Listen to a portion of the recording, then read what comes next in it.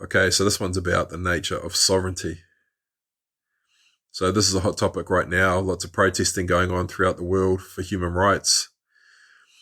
The word sovereignty being thrown around with not a heck of a lot of understanding. And I think New Zealand is a really confusing country when it comes to sovereignty. We've got the Crown, England. We've got the New Zealand government. We've got, the Treaty of Waitangi, and we've got treaty claims where land's been given back, and just a whole lot of confusion around, other situations and scenarios, even involving the Magna Carta to do with, I don't know enough about it, but it's, the long story short is that in New Zealand we have the law of statute, we have the Treaty of Waitangi, and we have the Bill of Rights, which is an act.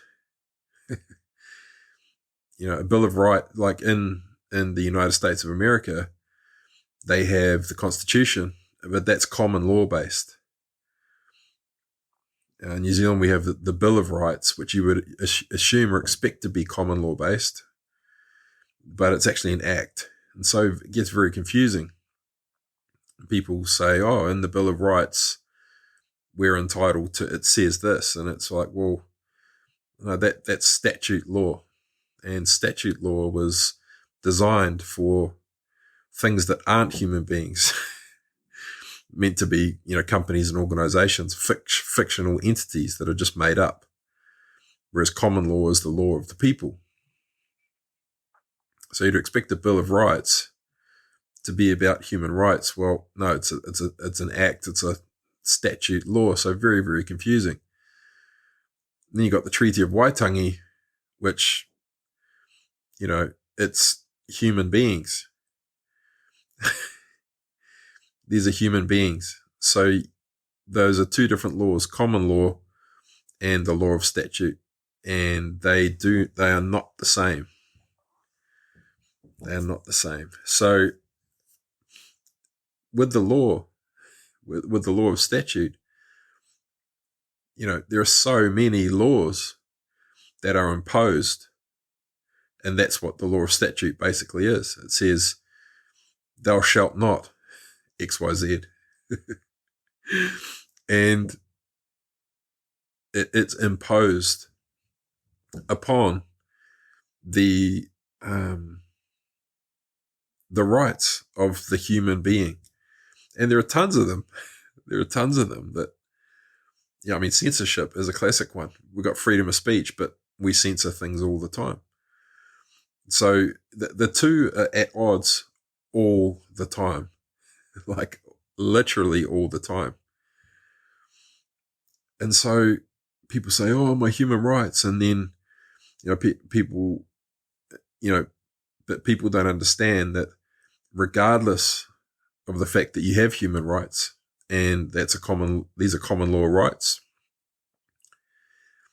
the law of statute, you are, whether you realize it or not, you've inadvertently given your power to a fictional entity, to a company and organization called the Government of New Zealand, and you've imbued it with the authority legally to impose its will upon you. Now, there's no point complaining about it. There's no point saying, oh, blah, blah, blah, because it just is. This is how it works. And this is what people need to understand. Common law, your word is your bond. Your word is everything. Your word is your bond. And so if you've spoken the word, or whether it's writing or speaking, you can imbue that thing with the intent of what you're speaking. So common law, my word is my bond. I'm free unless I give it away. My power resides within my body unless I give it away. You see? So people need to understand your power is in your word, and your word truly is your bond. But you can sign it away. You can say, I am now choosing to imbue my power and imbue my sovereignty into this virtual thing called a government. And you have so many times. So many times. You've given it the authority to impose its will upon you. And I say this in a completely neutral way. This is how you've wielded your power. Probably inadvertently. In the same way that, the Māori tribes, they gave their power away inadvertently. Didn't do it on purpose. They didn't knowing, there's no way they knew what they were doing. And, in the same way, when I used to work for Sky Television, I used to have a team of guys knocking on doors in London. They'd have to knock 100 doors to sell Sky to someone. I wouldn't let them sell Sky Television to, someone that didn't speak English properly or was elderly. We call them a vulnerable person. It's unethical. You wouldn't have done that back then in the days of the treaty. So, there's an argument there for, was that done under duress? Was that ethical? No, it wasn't. Nonetheless, we human beings are inadvertently giving their power away all day, every day. How many times have you agreed to terms and conditions without reading them? You vote. You, all of the things that you imbue with authority on a day-to-day basis, using your word or your writing, you're relentlessly imbuing unseen authorities with your power all day, every day, giving them authority over you legally. And that's the only reason that structure of law exists, is because we've given it the authority. Now, let's say, and I'm not recommending you do this, but it is possible if you really want to, but I definitely don't recommend it. And that is to reclaim your free status. And that is, they call it being a free man on the land. And, some of you will have heard of what a straw man is, and will be aware of the process that you have to go through to basically repeal your straw man. Your straw man basically means that in the law of statute, you're represented by your birth certificate, and it's capitalized. The words on the birth certificate are capitalized, which means it's a financial instrument. And so, in truth, in law, that you are the agent on behalf of, in my case, David Ding. I'm a human being acting as an agent on behalf of the fictional entity, financial instrument called David Ding, represented by my birth certificate. And so, in truth, it's that you're bonded to that certificate, the piece of paper. Now, that's how you're tracked. Your everything goes back to that. Your driver's licensing, your proof of ID, all goes back to that document. And so you can say, okay, I'm pulling myself out of this matrix, and I'm a free man on the land. and people have done it, and I don't know if they have regretted it or not, but you're done. You can't be supported by society, really. You can't receive, all of the benefits that come from being supported by a government, healthcare, the roads. I mean, you name it. What we receive is massive, absolutely massive. The ability to drive on the roads. If I have a driver's license, gone. I hear there are ways around it, but it's a very extreme thing to do. But I'm only really talking about this so that people understand that you can do these things. You can be entirely, totally free on the land, but you are on your own for sure. Now, a scenario. So what happens when you do that is you become, you're outside the law for one, but you're on your own, and you're living in a world that is purely common law based.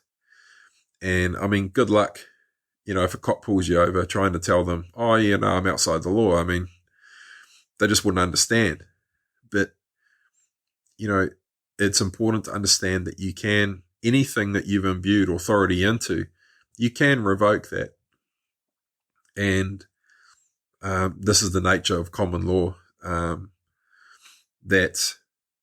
yes, you have the power to imbue your sovereignty, or you're free to imbue your authority, your power, into a higher authority and give away your power. But in the same way, you are free to revoke it. You are always free to revoke it. And so you can do it. So, people that I hear complaining all the time, and blaming the government and, oh, Jacinda, what's she doing to us? I mean, I don't get that at all. How you can blame one human being working within a framework that they're working within, for, your suffering because of, some choices or decisions she's made. And, the disempowerment of that very thing, even if you hadn't legally imbued a government with authority over you, even saying something like, blaming Jacinda Ardern, our Prime Minister, for something, you're just giving your power away even by saying that. You're giving a higher authority the power. You're saying, with your word, you are saying that this person is so powerful that they have the power to determine whether I thrive or not, to determine whether I prosper or not. Oh, damn you, Jacinda! The country's going, the country's going to hell. That is the most disempowering, self-victimizing mindset you could ever have. That statement right there is the very opposite of what it means to be self-responsible and sovereign. And, if you are someone that wants to be able to have the right to wave your finger at a prime minister or at politicians, if you are that kind of person, you're not, self-responsibility is not for you. It's not for you. And, I don't recommend it for anyone really, until, you've really understood what it means to be self-reliant and self-responsible, where you're actually living in a state of appreciation,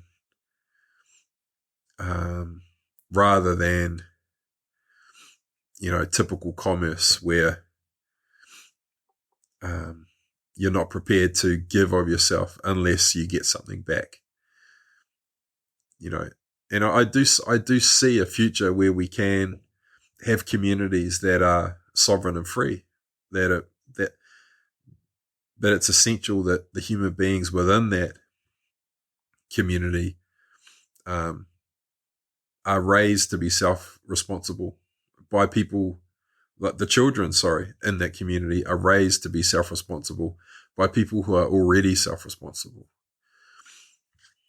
who understand the nature of appreciation, and who are already giving of themselves and appreciating the things around them that they want to grow, including their community, including the government, and I do see the potential for us to have common law based communities in the future, but it'll be a phase of human beings first and foremost becoming self-reliant enough to be able to look after and take care of themselves, but also self-responsible enough to willingly appreciate, local forms of government, rather than the local government saying, this is how much the rates are and this is tax.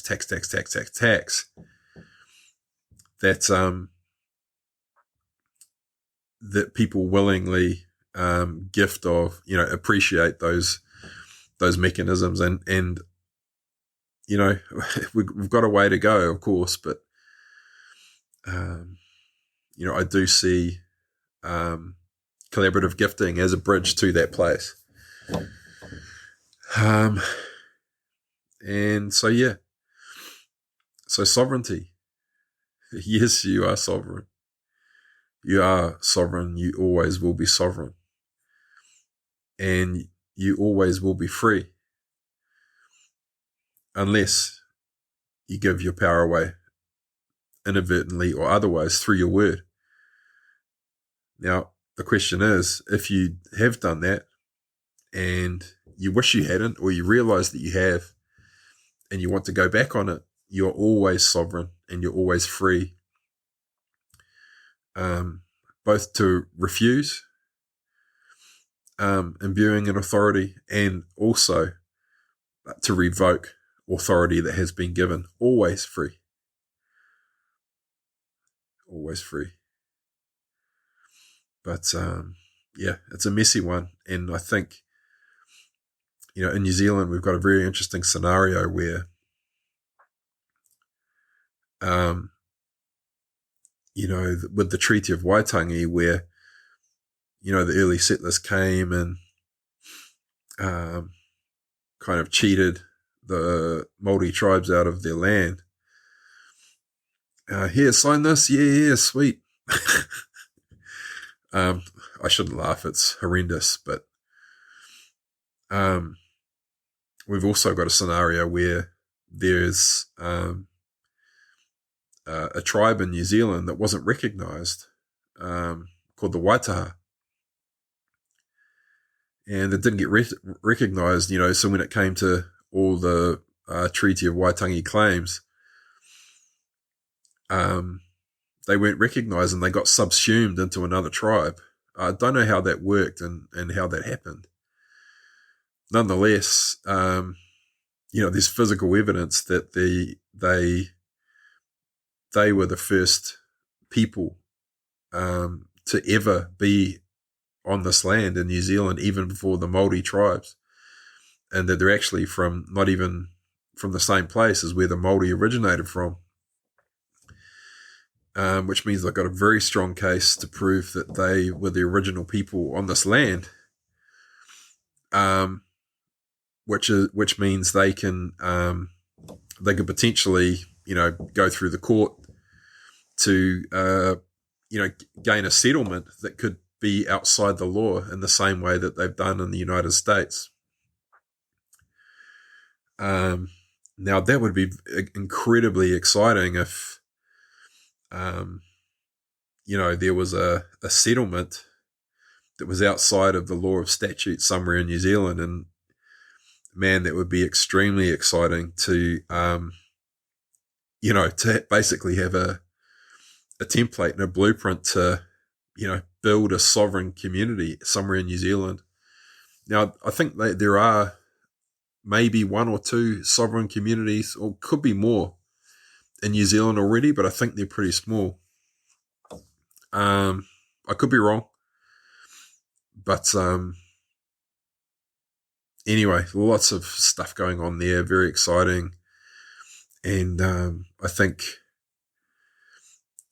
all these, my hope is that people who are, standing on a soapbox going, talking about the straw man and talking about a free man on the land and talking about, the law, the government just oppresses us and all these things. No, you've given your power away. It may have been inadvertent, but you have given your power away. You've signed it away. Yes, you can revoke it back, but understand that you probably don't want to. You probably don't really want to, but it's totally healthy to want to fight for human rights and to maintain your human rights and begin appreciating your God-given rights to be who you are and to be sovereign and free. I totally get that. But I think it's a process where if you were thrust into self-responsibility right now, you would really struggle. You would really, really struggle, because most people that I've worked with closely who are, big time into self-development and, philosophy and all this kind of stuff, are constantly and continually shocked at how often and how frequently and to the varying degrees of how they've inadvertently give their power away all the time. And most people don't realize it's a coping mechanism. We give our power away when we feel unsafe, or if we don't trust ourselves to make a decision. That's when we give power away to an authority. And we do it in our relationships inadvertently, to create codependencies. And if you were to get rid of all of the codependent relationships you have in your life, codependent meaning you're giving your power away to someone so that they have some semblance of control over some aspect of your experience, of your life. If all of those were taken away from you right now, you would probably be alone. So being totally sovereign and totally free, because understand that being free means free of obligation. Being free means free of obligation. And so being totally sovereign and free requires very deep levels of self-awareness and self-responsibility. And I think it's a journey, and let's go there for sure. But let's do it step by step, because it's a massive, massive task to disentangle ourselves from everything in our reality that we're inadvertently giving our power away to. And I can promise you there's a reason why we've done it, and there's a benefit to why we've done it as well. So, if you feel the need to protest, definitely keep protesting. It's important that there's awareness and a unified voice that represents those people, because people have to know and understand that when we're scared, that's when we give our power away, and when we feel trapped, that's even worse. We'll give even more power away in that scenario. So it is important that the people that are protesting are illuminating that perspective, which is, really polarized to the majority right now, who are just like, get the vaccine. Why haven't you got the vaccine yet? Get a double vax. Why not? Show me your passport. Show me your vaccine passport now. Don't come near me. And then you've got, most people are like that. The majority. And then you've got the others who are protesting, who are like, I don't care if it's on lockdown. If we're on lockdown, we're going to go and have a massive protest and gathering, and I'm not going to wear a mask, and, go get stuffed. And, both perspectives are valid. Both perspectives are valid. And for any self-responsible human being, they want to see and understand both perspectives so they can discern for themselves, their own choices. So the truth always needs to be illuminated, but never shoved down someone's throat. So, so I think I'll wind it up there. Sovereignty is a pretty deep topic. And something, I would love to see New Zealand become, a truly sovereign nation at some point. But, it will not happen overnight. If it did, if it happened tomorrow, it would just be chaos and mayhem, and you'd feel vulnerable and unsafe, and that fear would just plummet you into giving all your power away again. So, it's like the metaphor I use to explain this to people is that, imagine a placenta with the umbilical cord's coming out of the placenta into the newborn child. And imagine, now I've spoken about this in other podcasts, but the placenta is not meant to be, the umbilical cord is not meant to get cut. It's meant to naturally fall off. And so if you imagine the umbilical cord, it's like a whole bunch of veins, kind of twisted together.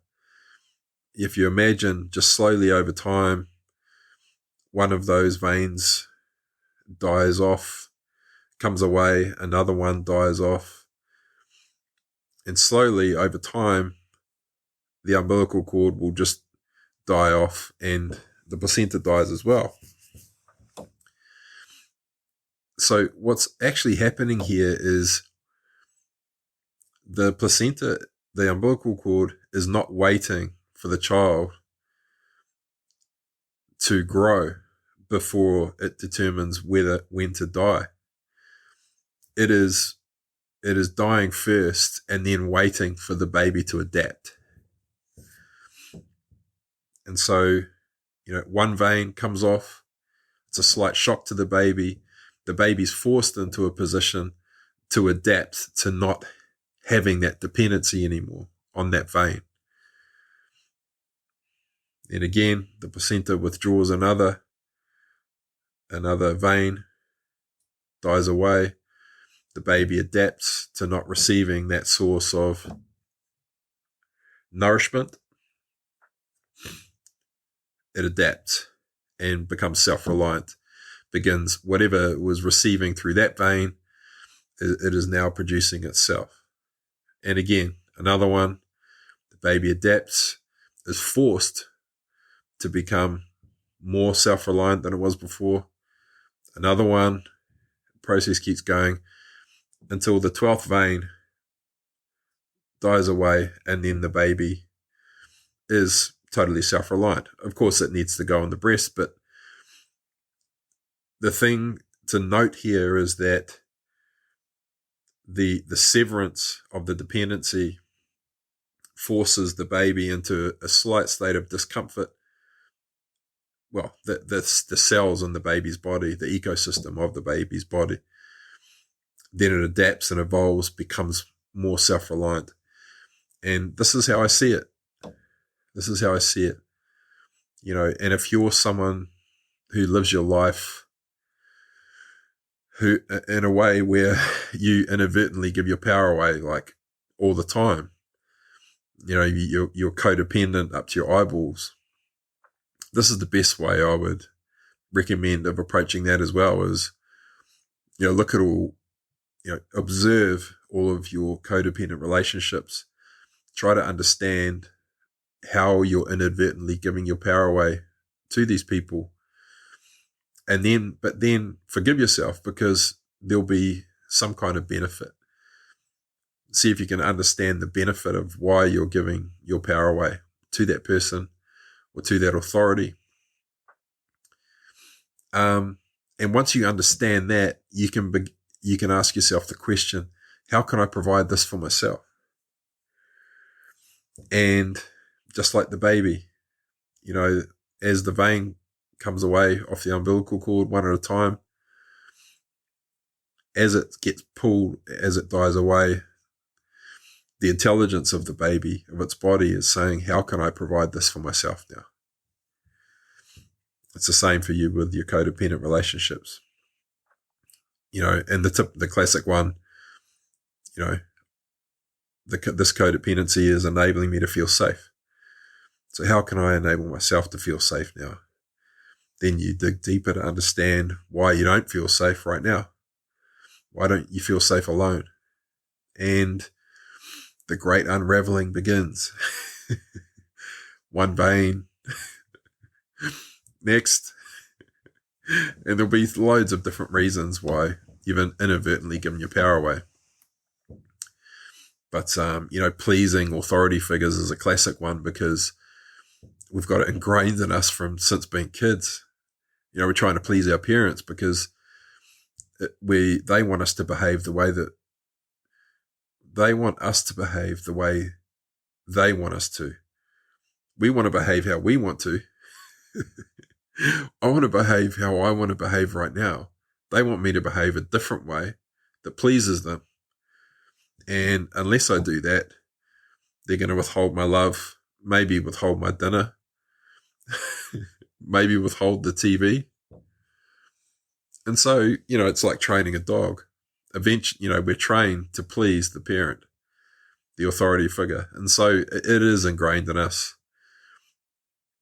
And so just be easy on yourself, because there is a beneficial purpose of inadvertently giving your power away and creating codependent relationships. But the key is always to ask yourself, how can I now provide this for myself? How can I give this? How can I create this for myself now? And then the need for the codependency, it just falls away like the umbilical cord. But, once you do get into this mode, there is a warning that, your relationships will change radically. There's just no two ways about it. You'll see relationships just fall away and die, quite honestly. But,